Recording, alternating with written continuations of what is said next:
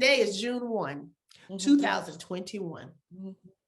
With my current dating situation, if it don't pan out to be positive and I get him out of my system, you will not see me trying to like nobody else for a minute. And when I say for a minute, let's go ahead and claim. I know last week I think I claimed I'd be engaged in 2021, but 2021, I'm gonna sit down somewhere the rest of this year. Y'all hear that, Patreon? Put this on tape. If the one that I'm dealing with right now don't work out, I'm saying if he figure it out, we're gonna let him figure it out. But if he don't figure it out, you're not gonna see me nowhere talking about I met a man. Talking about no man.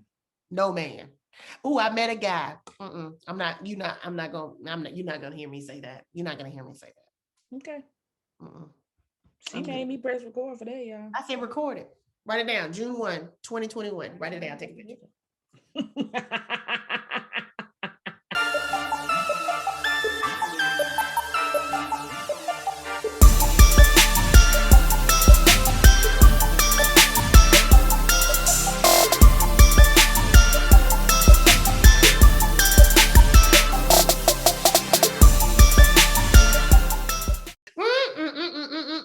Oh, no, he didn't. Girl, yes, he did. Yes, he did. What's up, Patreon? We started recording and then forgot we was recording and started talking. And I had to say, wait, we talking. Let's record it. We're recording. All right. Matching energies. All right. So both of us have dated people. Big surprise. That's no surprise. That's no surprise. But you're on a new journey of matching energy. What do you mean by that? And what I mean by that is I give what I get, and sometimes a little less than what I get. Just kind of balance it out, you know. So as I'm dating a guy now. I guess you could say we're dating, but yeah, we're dating because we're not together. Just, you know, we date. Yeah, what he gives me is what he receives, and I found that to be I think not only beneficial in our interactions, and I'm not going to say I lower my expectations of what I expect from him, but I just allow him to be himself, and then I play off of that. You know what I mean? Okay. Yeah. That's a way to say it. Yeah. So. But that was something you had to get to with him. I had to get to it because I felt like a lot of times, you know, with him in the past and with other guys in the past, I think I maybe have taken an approach of trying to change them or try to make them be who I wanted them to be. And that means doing things a certain way, the way I would do it. Let me ask you about that. Okay. Because I had a man ask me this recently, not a man I was dating, just a friend. And I feel like we've heard it in a comment before on Patreon. Can you train a man? I think you can. Man said to me, hey, but what if you get a man you can train? I think you can. Like my mom, she mentioned on our last Patreon post from last week about how my dad didn't come from a family of gift givers. And my mom did, you know, they both were poor. Shout out to my parents. But they gave my mom's family is big givers. And so she said she had to kind of, I don't think it changed overnight, but it was something that, you know, after they've been married now, you know, 40 something years, that he does, he knows, he acknowledges birthdays and stuff like that. And then, you know, try to figure out what he's going to get her. And he does a good job now, but it used to be like, it didn't matter. It wasn't a big deal. Birthdays and anniversaries and stuff like that, you know, just like whatever. This is another day. So where do we find that line of demarcation of letting somebody be who they are, right? But also seeing enough in them that we still want to entertain them or we like them. But I can train him the way I want him to be. Like, where does that switch? When does the switch happen? You know, I don't know. I don't have the answer to that because I'm on the beginning of this journey. Right, because I have a training manual ready. Okay. I'm at the beginning of this journey because I think be like that. Yeah, I know. Be like this and don't be like that. Yeah. But I think that's where, I don't know, the whole matching energy comes into play for me, is because I'm not stressed out or overly thinking anything with him. Whereas I have in the past, where it's just like, well, why didn't he call me, or why didn't he do this, or why didn't he do that? If you don't talk to him one day, you ain't tripping. Whenever you talk to him, it's cool. It's cool. And I feel like he's more relaxed now in our interactions when we have him. He's more open now. To the point, I didn't mention this to you, I don't think, but he said like, oh, when we were in, out of town the other day, and he called and he was like, well, I'm just going to send you my schedule so we can see when we can get together, and that's not something I asked him for. And I actually asked him, like, why would you send me your schedule? Well, he didn't say we were going to get together at that point. He just said, I'm just going to send you my schedule. And I was like, well, why would I need your schedule? But I feel like that's something he wouldn't have volunteered this time last year. Sure. Yeah. And not only did he say he was going to do it, he sent it. And now that I can see it, I can see where his mind is, where he's doing, and, just kind of try to get in where I fit in. You know what I mean? As opposed to just being out in the no man's land of not knowing anything and him not communicating. I feel like he's being more open because I've relaxed.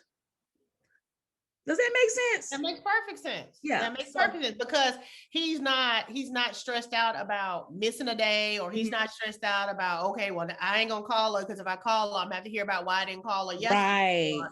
It's just whenever y'all talk, y'all cool. Yeah. And like I said, I'm at the beginning of this, so I don't know how this is gonna end up, but I know I feel like I'm in a better place with him, and I'm hoping he feels like he's in a better place with me this time around too. So.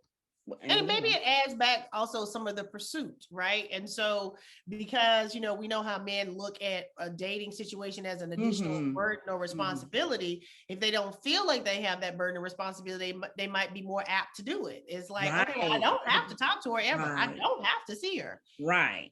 So when you do, I feel like it's a bigger deal as opposed to that obligation of just doing stuff out of obligation, So yeah, so I'm just, like I said, I'm just matching energy, and it's working for him. I'm not dating anybody else, so I can't really spread my wings and see how.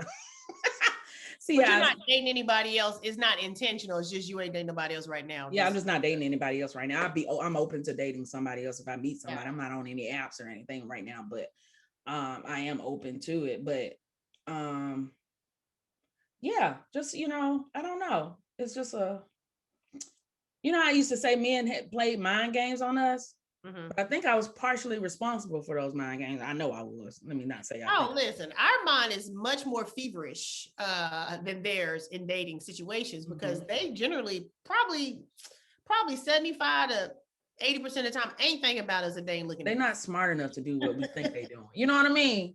They're not smart enough to be as manipulative as we think they are. Right. We're like, oh, so he did that, and he's sitting there like, huh? What I do? Where you get that from?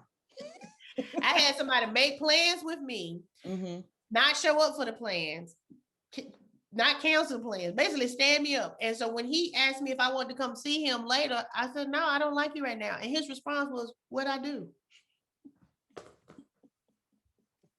Oh yeah. We give them way more credit than we should as far as like their smarts. Sorry. Oh, you know what I said? The next time I saw him, I had to ask him about brain injuries. You had to ask him about what? Brain injuries. I can tell you that. I asked him about his brain function, and he said, well, between football and boxing, I don't know how many concussions I've had. I said, because I feel like there is a brain function problem, but let me tell you why that don't make it okay. Because you're successful in your career, and you wouldn't be moving up the ranks and getting these national appointments and doing all the wonderful things you're doing if you was as sorry as you are with me. So I just want to know, is it a brain injury? And then you need to do all the things you do to accommodate for that, like you do professionally for me. Put me in that same folder with how we prioritize that. So let me say this about matching energy and the terminology. Okay. I have stopped saying that. I understand what you mean when you said it. It's like I match your effort with my effort. The last time I told a man I was matching his energy, it went left because we were in an argument. And he was asking me why I was talking like this. I was like, no energy. And then that became that whole thing. My masculine was about to out masculine him. So I consciously said, you know what? I don't need to be matching no dude's energy. I need to be healing my divine feminine goddess. And I need to just bring him to his knees immediately. So I try not to say match energy, but I know what you mean about matching the effort. Right. Maybe it's an effort. Matching the effort. But actually, like I said, I'm actually probably a step below his effort. And I think that helps with the pursuit too.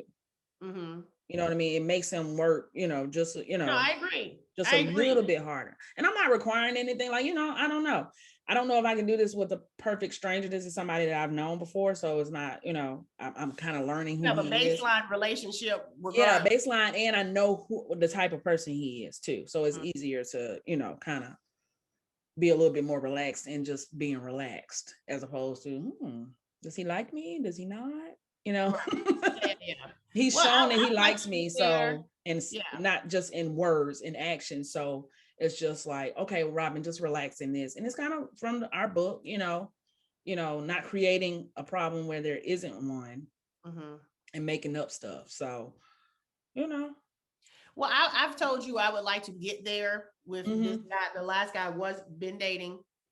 I think and I think in any dating situation, when you first meet, it's kind of hot and heavy because you're excited.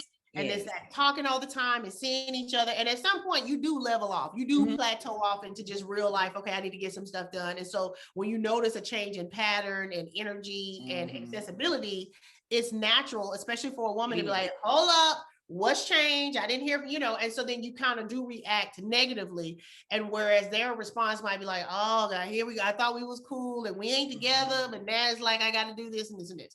And that's fine and good, whatever. I don't think that's my situation.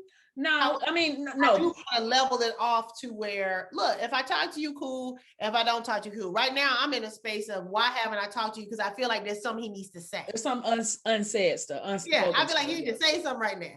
So that's why I keep feeling like, well, he ain't called. Well, he ain't called. So I feel like if he called, we can start the party of I'm not looking for you to call me. I'm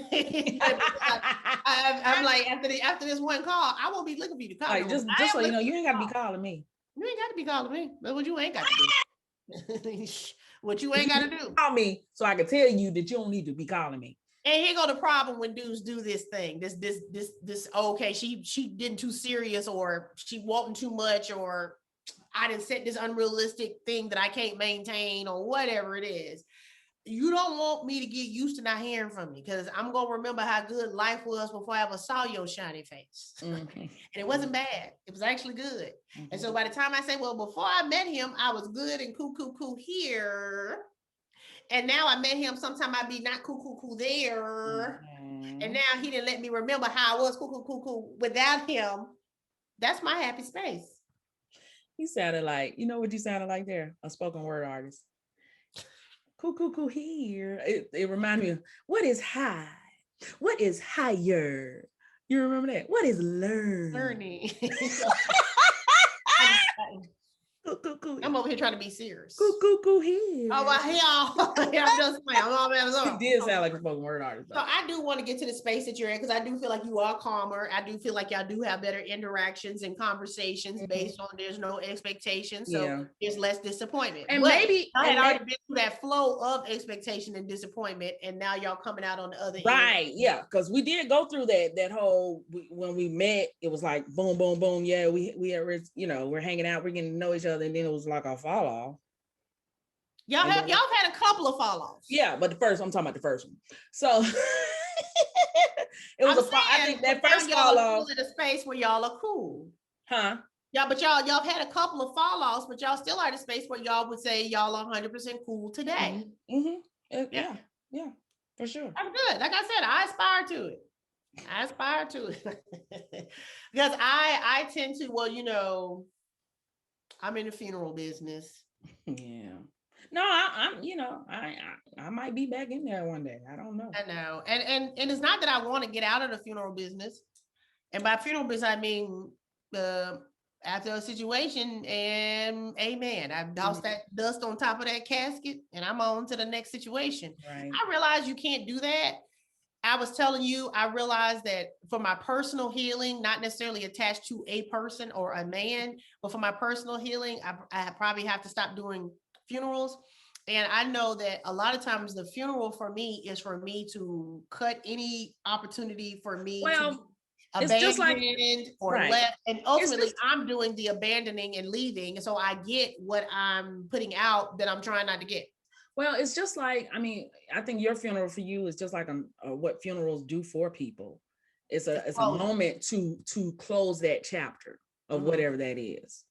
And it doesn't have to be the actual Yeah, funeral. no, yeah. But In the moment that I feel like this person is about to make me feel something I don't want to feel, I give them their last rites, and not even to them. A lot of times they don't yeah, know. it never really has anything to do with them. It's something you made up in your mind, and that's how people grieve like that. They don't have to necessarily go to a funeral or have a funeral for somebody to say, you know what, this is over, and it's time for me to move on. I have to bury this, whatever, metaphorically bury something. Yeah. So I want to figure out how to have less funerals. And maybe what would be the equivalent to what you want to have? Like well, here's the thing. So when I have a funeral for a person, I'm good. I don't tell them they're dead to me. I don't say I'm gonna go talk to you again. It's just a personal choice. It's a decision. Okay.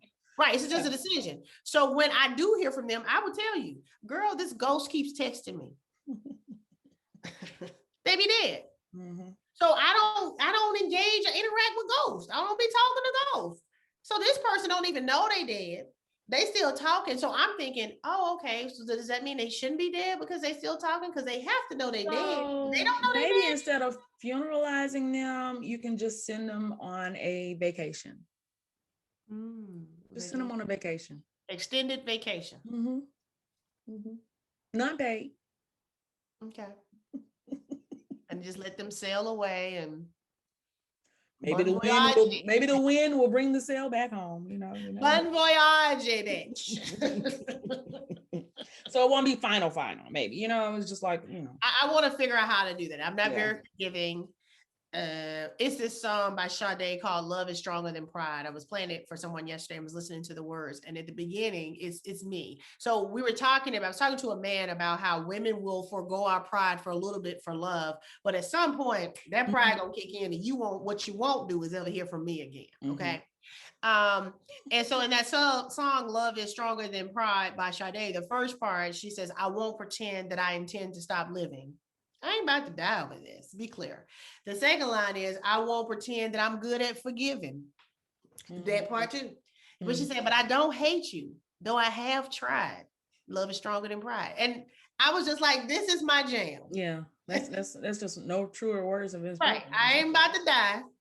I ain't good at forgiving you, but I don't even hate you. And I actually like you. Yeah. I don't even hate you, but I've tried. But love still somehow is stronger than my actual pride in this situation. And she said, waiting on you is like waiting for winter. It's going to be cold and it's going to be snow. You know what winter is, and I'm still waiting on it. Go back and listen to Love Stronger Than Pride, Sade. I will. Shout out Sade, because that song I wasn't a big Sade. But that one song just speaks to it. And love is stronger than pride, but men tend to lead with their pride versus love. Women lead with love versus pride. And at some point, a woman's pride will come back. And when a woman's fed up, it ain't nothing you can do about it. She gone. She didn't got her pride back. She's like, oh, you know what? Later for this G. And you know what she can't wait to do? Tell all her friends. And then let me tell you what I told him. But on them times that you be hiding that pride, you be trying to figure out, like, let me just think about it. I ain't even gonna tell nobody what happened this time. Because you be trying to figure out how to make it okay. Yeah. Let us know, y'all. Who's wrong all the time? Men, okay, don't even comment on it. Just click like. Depends on the day and the week I vibe on these podcasts. It's so funny because I see how we change from week to week. We do. But I want to match your energy of matching energy and letting that sailboat go on somewhere, and instead of giving these men. Or maybe we should call it matching effort. Effort might be a better word. Matching effort. But I'm matching your energy on matching effort. Right. Yeah. I'm not trying to match a man's energy because they suck in general, and I would never want to be that low vibrational. Right. No, that would bring you down. That would bring you down. I'm not. Yeah, technically, I guess I'm not matching his energy. I'm just matching the effort and. Yeah, matching the effort. Because vibrationally, if you matched a man, like you'd see him once every 6 years. And they won't even notice it's been 6 years. They was busy getting the troops out of Iraq. All right, y'all. Oh, no, he didn't. Girl? Yes, he did. He sure did.